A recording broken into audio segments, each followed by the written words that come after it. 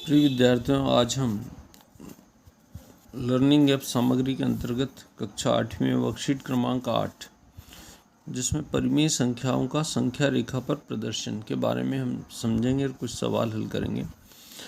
तो संख्या रेखा किसे कहते हैं? अगर हम देखें तो संख्या रेखा मतलब ऐसी रेखा जिस पर हम संख्याओं को दर्शाते हैं, वह संख्या रेखा कहलाती है।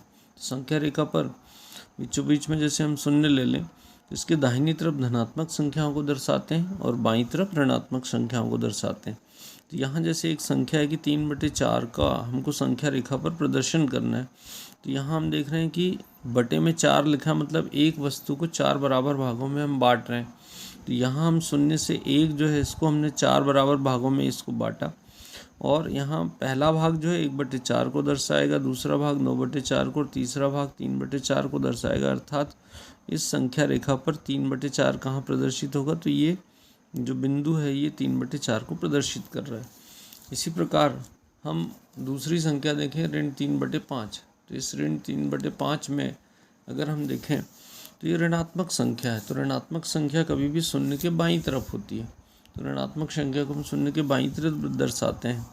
तो यहाँ शून्य से ऋण 1 के बीच में यहाँ नीचे 5 लिखा, मतलब ये 5 बराबर भाग बांटेंगे। तो 1, 2, 3, 4, 5 बराबर भाग है।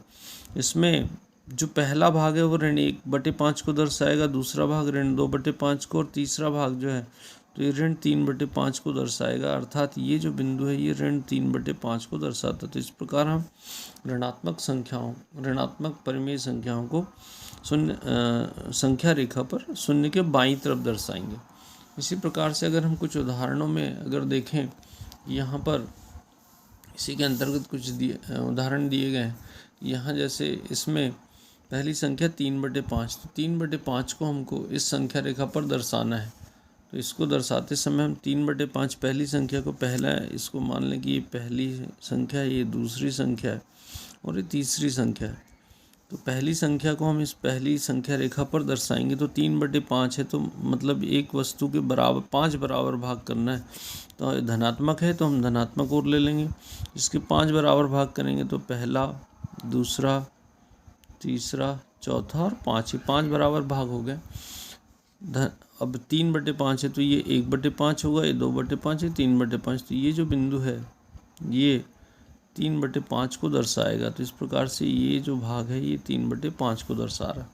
इसी प्रकार हम दूसरी संख्या के लिए देखें, ऋण 5/8। मतलब अब यहाँ ऋणात्मक संख्या है तो हम शून्य के बाईं तरफ लेंगे।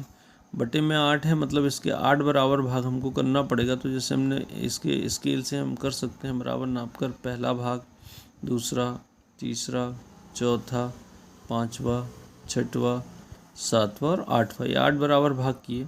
इसमें ऋण 5 है तो ये ऋण 1, ऋण 2, ऋण 3, ऋण 4 और ऋण 5। तो ये जो भाग होगा ये कहलाएगा ऋण 5/8। तो इस प्रकार से ऋण 5/8 को हम यहाँ पर दर्शाएंगे। अगली संख्या हम तीसरी संख्या देखें, 2/7 है।